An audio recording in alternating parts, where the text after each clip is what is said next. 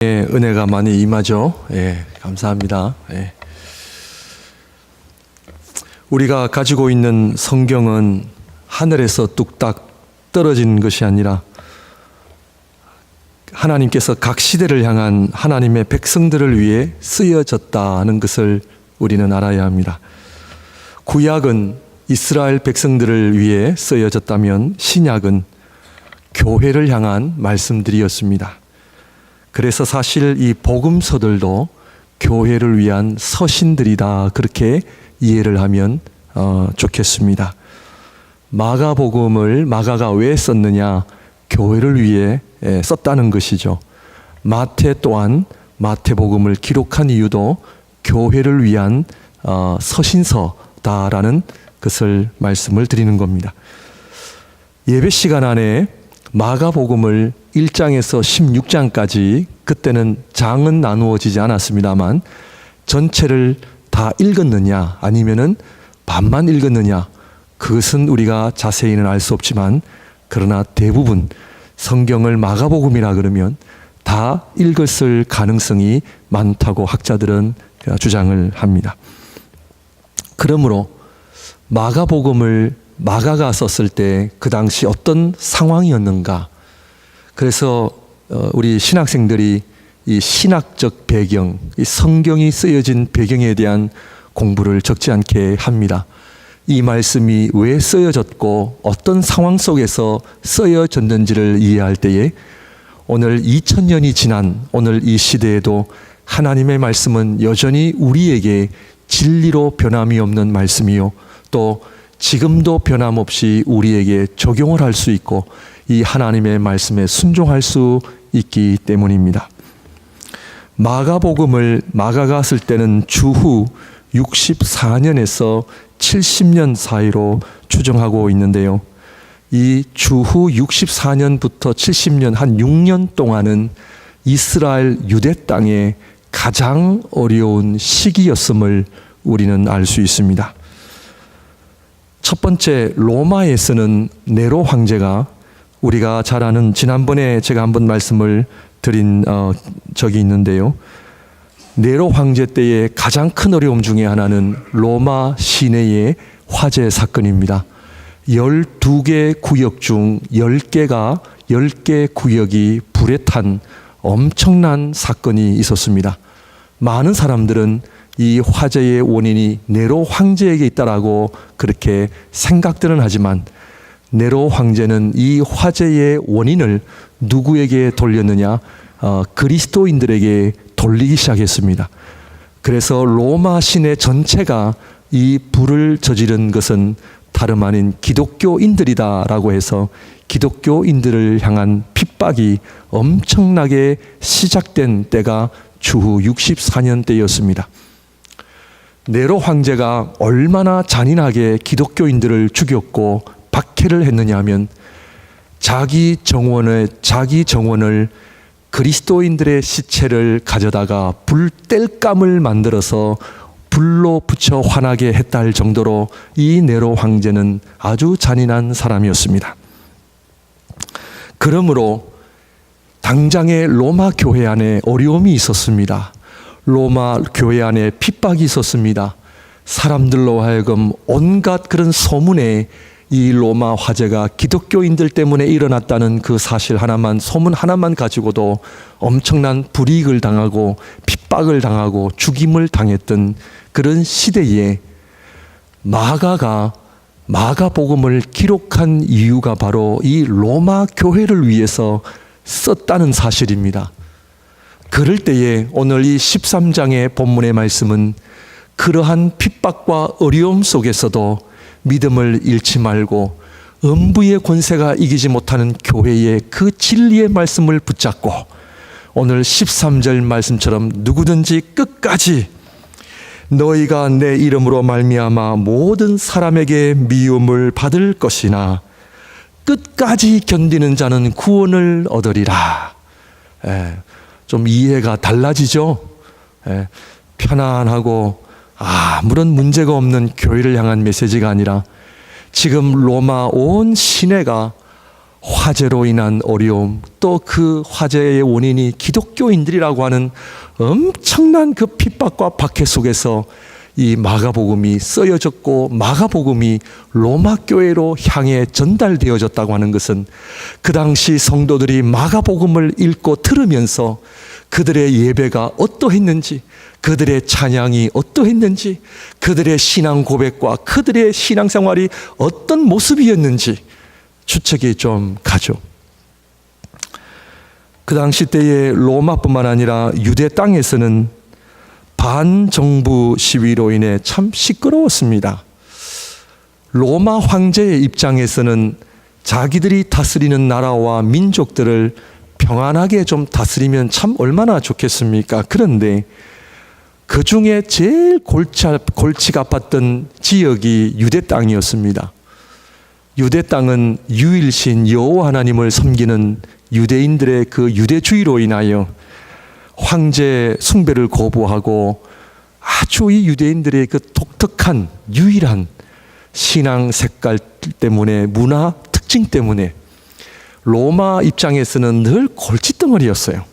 그래서 유대 땅에 온 로마 총독들은 대부분 문제가 없이 평화를 유지하려고 애를 많이 썼다라고 우리는 역사를 통해서 알 수가 있습니다.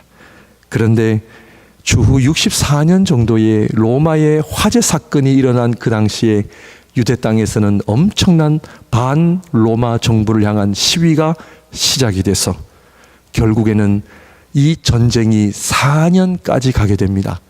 주후 70년에 도저히 로마 황제가 이거는 안 된다 싶어 티토 장군을 보내 예루살렘을 완전히 함락하는 사건이 일어납니다. 이때 예루살렘 성전이 하나도 남지 않고 다 파괴가 됩니다.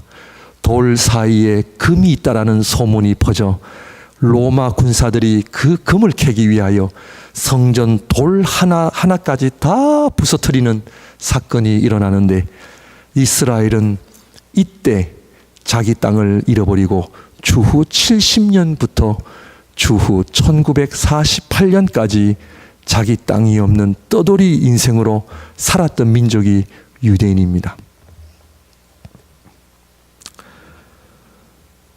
세 번째로는 예루살렘은 화려한 예루살렘 성전을 내세워 여기야말로 하나님이 계시는 곳이라는 헛된 믿음을 사람들에게 심어주기 시작했습니다.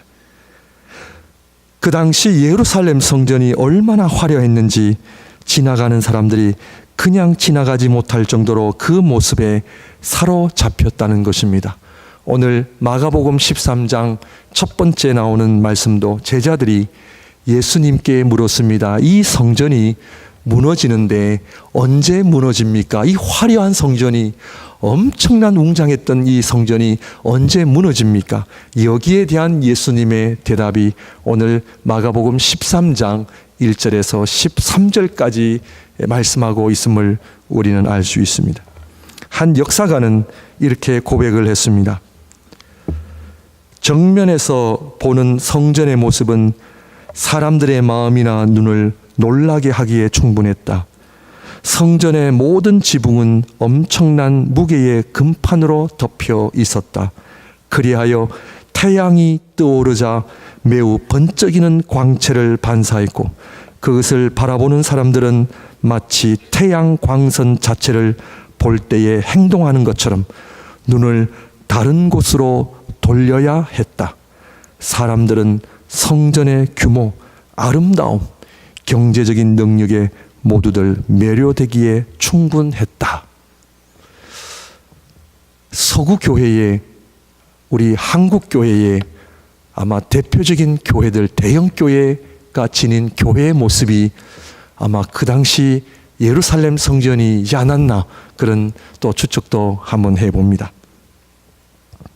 그러나 메시아이신 예수님도 거부했던 예루살렘 성전, 만민이 기도하는 집이라는 곳을 강도의 소굴로 만들었던 이 예루살렘 성전, 결국 주후 70년에 다 무너지게 되고 그 후로는 하나님의 성전은 다시 볼 수 없었습니다.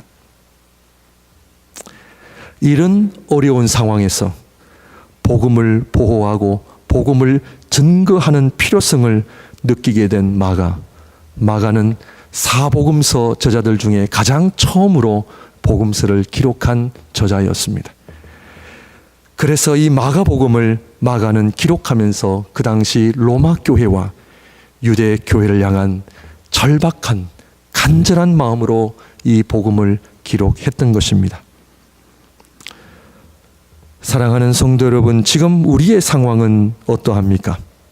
온 세계가 트럼프와 김정은의 비핵화라고 하는 합의가 이루어질 것이냐? 온 세계가 과연 더 평화스러운 세계로 갈 것이냐? 아니면 전쟁의 위협과 두려움으로 더 가고 있는 세상일까? 여기에 중국 주석인 시진핑은 기독교를 탄압하는 지도자입니다. 지금 중국에 있는 모든 선교사님들은 다 쫓김을 당하고 기독교를 은근히 탄압하기 시작했습니다. 정치 이야기를 하려고 하는 것이 아닙니다. 사랑하는 성도 여러분, 관심을 갖는 것은 좋지만 기대를 하시면 안 됩니다. 지난 인류 역사를 통해서 세계 나라의 지도자들로 인하여 세계가 평화스럽고 더 좋아졌던 적은 없습니다. 결국 이 세상의 소망은 교회입니다. 우리가 정치 이야기, 요즘에는 정치 이야기도 조심스럽죠. 지난 2월에 한국을 가니까 어느 누구도 정치 이야기를 안 해요. 정치 잘못했다가는 아주 곤란을 겪습니다. 정치 이야기보다도 더 중요한 것은 주님의 몸된 교회 이야기, 주님의 나라를 위한 이야기, 주님의 몸된 교회가 어떻게 하면 빛과 소금의 역할을 감당할 것이며 주님의 몸된 교회가 어떻게 복음 전파의 사명을 감당할 것인가. 마치 2000년 전 마가가 느꼈던 그 어려운 상황 속에서 주님의 복음을 어떻게 보호하고 주님의 복음을 어떻게 증거할 것인가 라고 하는 이러한 관심 속에 오늘 우리 교회도 세상에 대한 관심을 가지지 말자가 아니라 더 중요한 것은 주님의 몸된 교회를 통하여 주님의 역사가, 주님의 복음의 아름다운 역사가 어떻게 이루어져 갈 수 있는가, 여기에 대하여 우리가 관심을 가지고 노력해야 할 줄로 믿습니다. 두 번째로는 환경 오염으로 심각한 상태에 있습니다. 환경 오염으로 인하여 음식에 대한 오염, 그래서 우리의 건강이 위협을 받고 있습니다. 암 환자들이 3명 중 1명꼴로 나타난 지금 현 시점에서 캐나다 같은 경우도 병원 시스템이 그렇게 참 좋지 않은 상황 속에 우리 캐나다 이민자들이 고민이 좀 많습니다. 육신의 건강만이 아니라 정신적 건강에도 지금 빨간불이 들어오고 있습니다. 우리 나이가 드시면서 이 치매, 우울증 환자, 약을 먹어야만 잠을 자는 이 수면제를 복용하는 숫자가 늘어가고 있습니다. 당뇨, 고혈압, 이 성인병 때문에 우리 현대인들이 먹는 이 약이 얼마나 많은지 모릅니다. 우리 젊은 아이들은 컴퓨터 중독, 성 중독, 심지어 마약 중독, 우리 자녀들을 위협하고 있습니다. 우리 자녀들뿐만 아니라 우리 부모님들도 이 셀폰을요, 내 손이 없으면 불안해하는 거죠. 항상 메시지를 봐야 되고 우리 친구들이 나에게 어떤 메시지를 던지느냐에 관심이 많고, 이러한 부분들이 우리의 믿음을, 우리의 삶을 위협하고 있는 문화들입니다. 개인주의가 심해져 가고 있습니다. 개인주의가 심해지면 나타나는 것이 바로 인본주의입니다. 동성애, 성에 대한 구별이나 중요성을 말하지 않죠. 정체성이 상실되면 제일 먼저 어려움을 겪게 되는 것이 바로 가정 파괴입니다. 정상적인 부부의 관계가 이루어지지 않고 자녀들과의 정상적인 대화를 할 수 없는 시대가 되어가고 있습니다.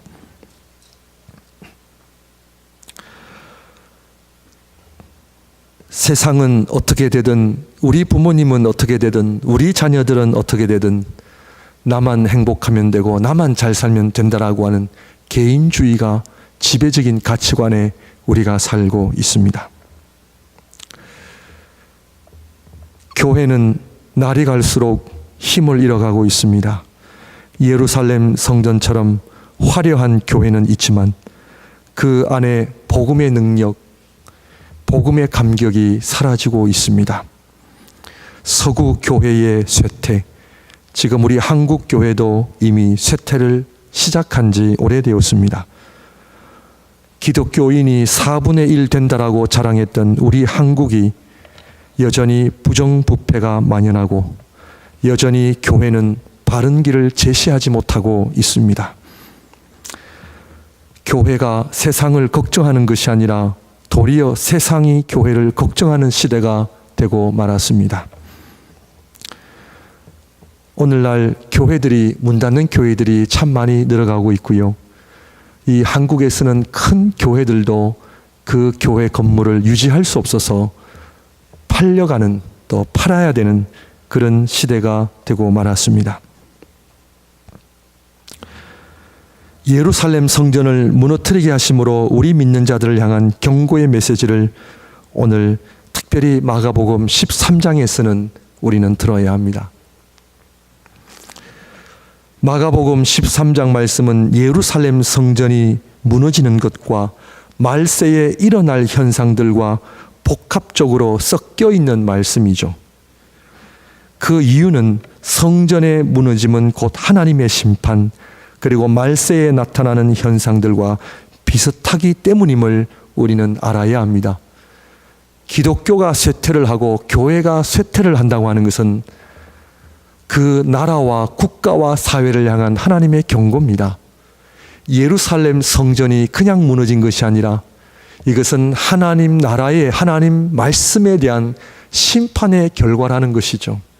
그러므로 오늘날 교회가, 어느 교회가 성장을 하고 어느 교회가 힘이 없느냐의 문제가 아니라 오늘 빛과 소금의 역할을 감당해야 되고 이 어두운 세상을 빛으로, 말씀으로 밝혀야 될 사명이 우리 교회들에게 있는데, 네로 황제로 인한 엄청난 핍박이 로마 시대에 엄습했음에도 불구하고 교회는 거기에 굴복하지 않았습니다.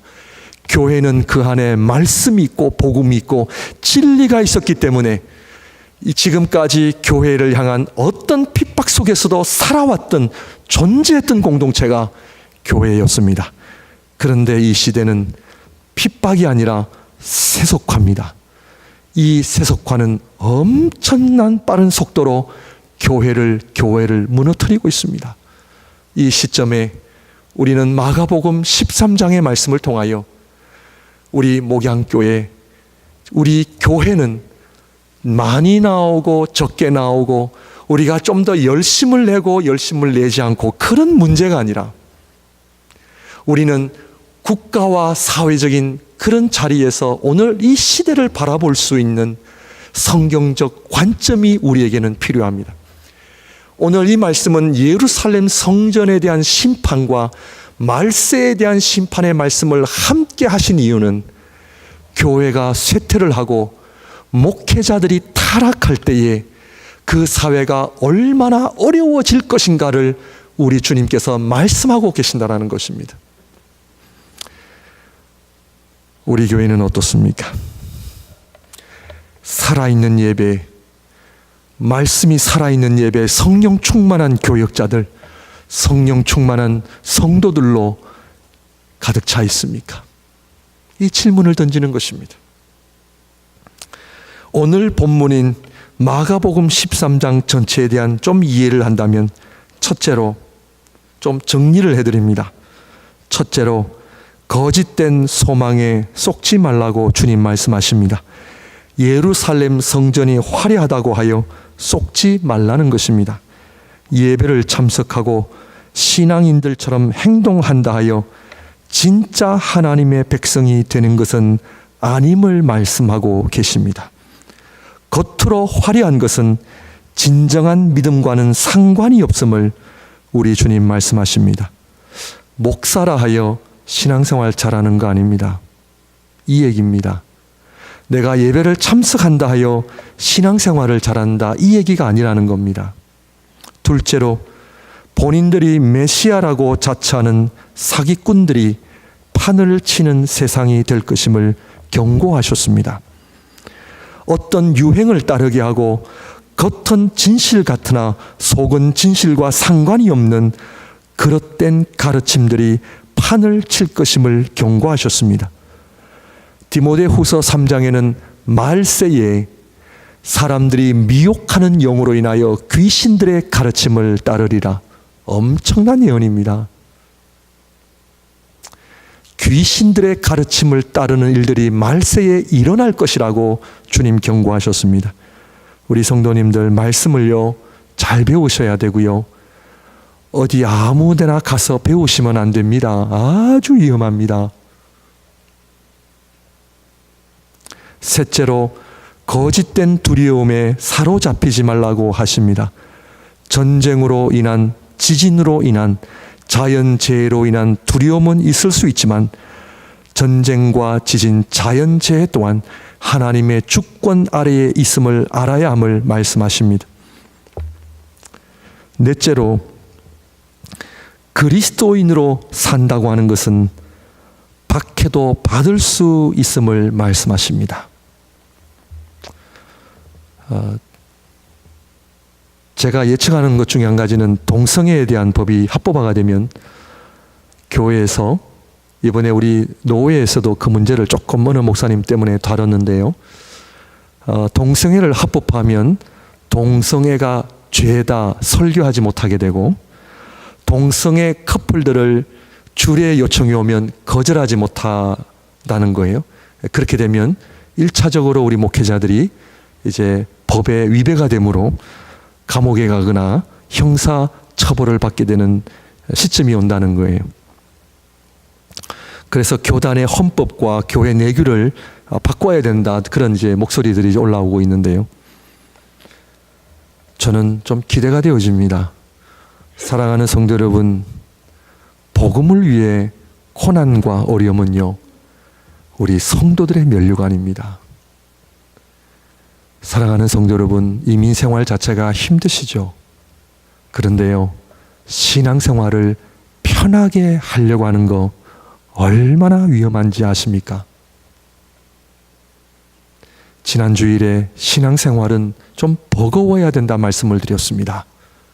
신앙생활은 핍박도 고난도 각오해야 됨을 오늘 주님 말씀하고 계십니다. 그러므로 마가복음 13장의 말씀을 정리하여 복음을 위한 삶이 무엇인가를 제가 간단하게 세 가지로 정리를 해보았습니다.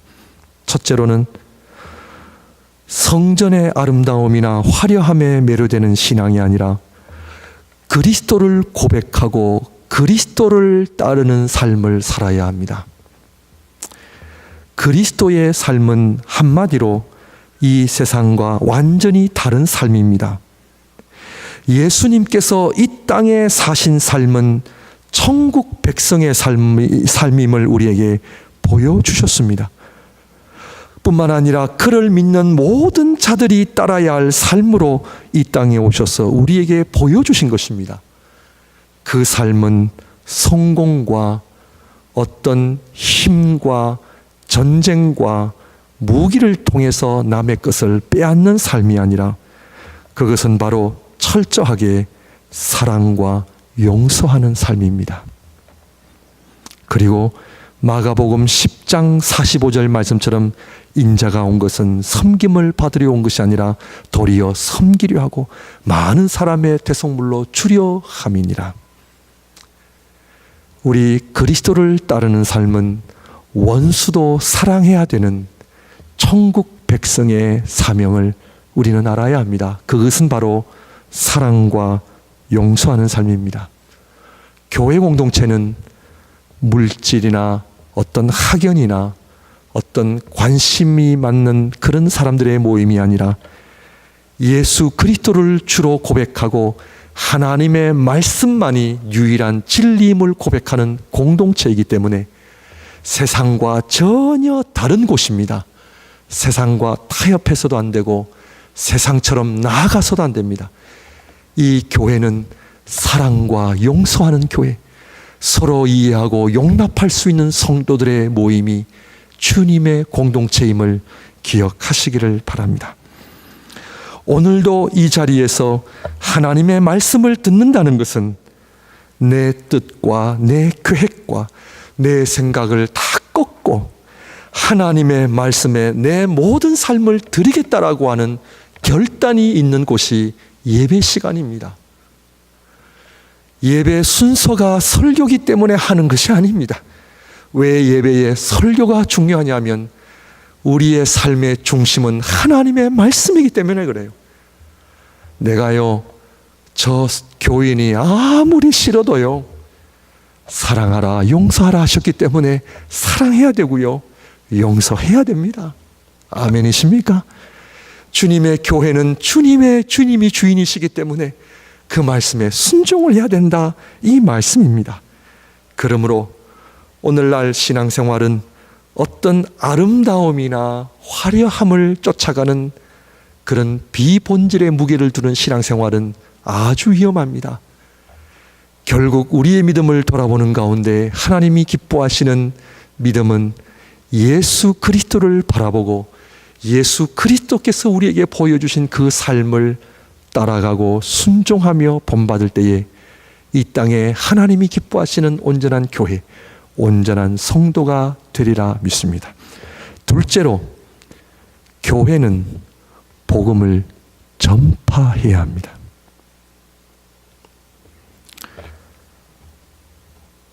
적지 않은 밴쿠버에서 목회하는 목사님들이 선교를 하자고 하면은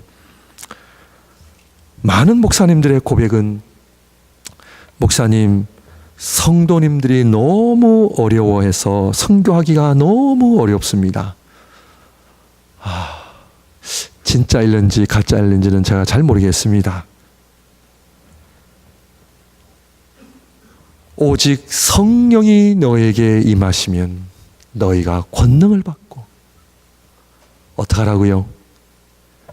땅끝까지 이르러 복음을 전가해야 돼. 오늘날 교회가 힘을 잃어가는 이유는 인본주의입니다. 인본주의. 목사님, 우리가 잘 먹고 살아야 남도 돕는 겁니다. 틀린 말은 아닙니다만 성경 말씀은 아닙니다.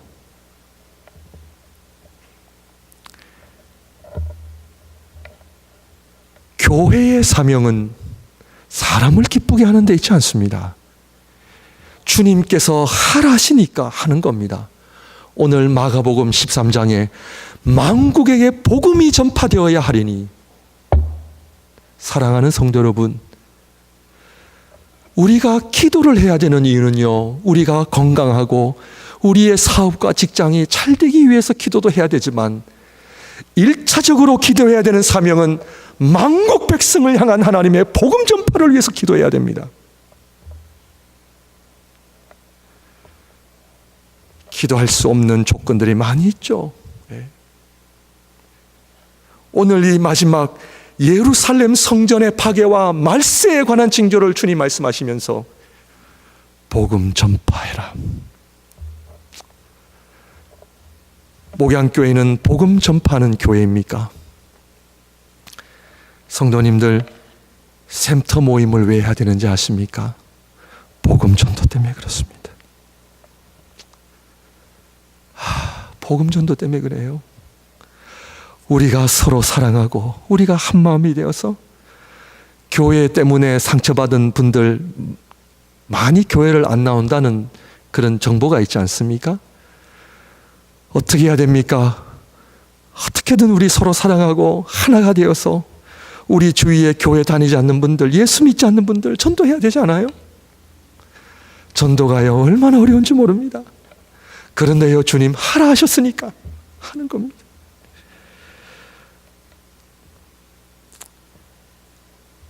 교회는 주님의 명령을 받드는 공동체입니다. 이 세상에서 가장 안전한 곳이 어딜까요? 장소의 개념이 아니라 삶의 질에서 발견해야 합니다. 이 세상은 눈에 보이는 하나님의 성전이 가장 안전한 곳이라 생각을 하는데 그것은 잘못된 생각입니다. 그래서 로마 장군 티토 장군이 로마 군대를 이끌고 왔을 때에 많은 사람들이 하나님의 성전 안에 있으면 숨으면 안전하다 해가지고 얼마나 많은 그 유대인들이 하나님 예루살렘 성전 안에 숨었다가 엄청난 학살을 당하고 말았습니다. 우리 주님께서는 뭐라고 말씀하십니까? 이거 지금 마가복음은 주후 70년 전에 기록되었기 때문에 분명히 예수님의 제자들로 인하여 사도들로 인하여 이 말씀을 들었을 것입니다. 그날이 오면 어떡하라? 산으로 도망가라. 뒤를 돌아보지 말고 산으로 도망가라. 주님 분명히 말씀하셨음에도 불구하고 사람들은 눈에 보이는 하나님의 성전이 가장 안전하다 생각하여 숨었다가 많은 인명피해가 일어났습니다. 이 세상에서 가장 안전한 곳은 어디입니까? 아니, 가장 안전한 삶은 어디입니까? 주님의 명령을 따르는 삶입니다. 그것이 바로 복음 전파입니다. 이때 무엇을 말할까 걱정도 하지 말라는 것입니다. 왜? 성령께서 너희들과 함께 하시니까 걱정하지 마라. 주의 거룩한 백성들이 주의 말씀에 순종하는 것이 가장 안전하고 가장 복된 삶임을 우리 주님 말씀하고 계십니다. 하나님께서 함께 하시지 않는 곳은 그 어디도 안전하지 않다는 것이죠. 그러나 어디에 있든 주님의 말씀을 붙잡고 살아가는 인생이야말로 이 세상에서 가장 안전한 삶이요 가장 복된 삶임을 우리에게 보여주십니다. 하나님이 함께 하시지 않는 성벽, 하나님이 함께 하시지 않는 무기, 요새, 도시와 국가는 의미가 없습니다. 하나님께서 롯의 천사들이 롯에게 소돔과 고모라를 도망갈 때에 뒤를 돌아보지 말라 그렇게 말씀하셨는데 롯의 아내는 뒤를 돌아보다가 소돔 기둥이 되었잖아요. 하나님의 말씀을 붙잡아야 됩니다. 하나님의 말씀을 붙잡아야 됩니다. 마지막으로 마지막 때가 언제입니까? 예수님. 인자가 올 것이라는 주님의 재림에 관한 말씀이죠. 이 말씀을 하시면서 주님의 재림은 언제 일어나는지에 대해서는 성부 하나님 외에는 아무도 모른다고 하셨습니다. 주님의 재림에 관한 말씀은 언제 일어날 것인가에 관한 것이 아니라 우리에게는 주님의 재림이 확실히 있기 때문에 신실하게 살 것을 말씀하셨습니다. 주님의 재림은 언제 일어날 것인가가 초점이 아니라 주님의 재림은 확실히 있기 때문에 하나님의 거룩한 백성이 이 땅에서 게으르고 나태한 모습은 살지 말 것을 당부하셨습니다. 주님의 재림은 지금이라도 올 수 있기 때문에 우리가 주님을 믿는 일에 대해서는 긴박성을 지녀야 함을 의미하고 동시에 주님의 재림은 나중에도 일어날 수 있는 일이기에 인내가 필요함을 우리에게 말씀하십니다.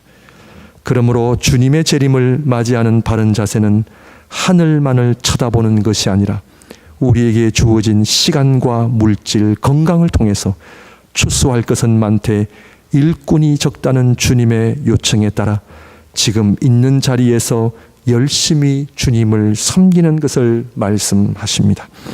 왜냐하면 우리 주님께서 당신의 백성을 모으시기 위해 땅 끝에서부터 땅 끝까지 그 일을 지금도 하고 계시기 때문입니다.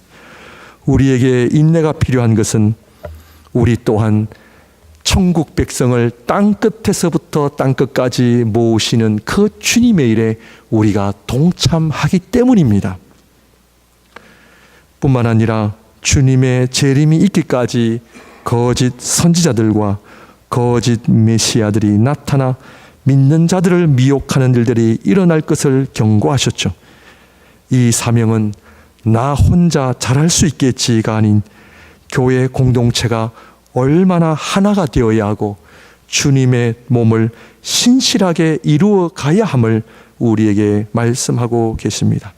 그러므로 특별히 말세 신앙을 위해서 오늘 주님의 말씀을 통하여 다시 한번 그리스도를 집중하시고 주님의 말씀에 순종하여 주님 재림하시는 날까지 이 땅에 하나님께서 우리 목양교회에 주신 귀한 사명을 잘 받드시는 우리 모두가 되시기를 주님의 이름으로 축원드립니다. 기도하겠습니다.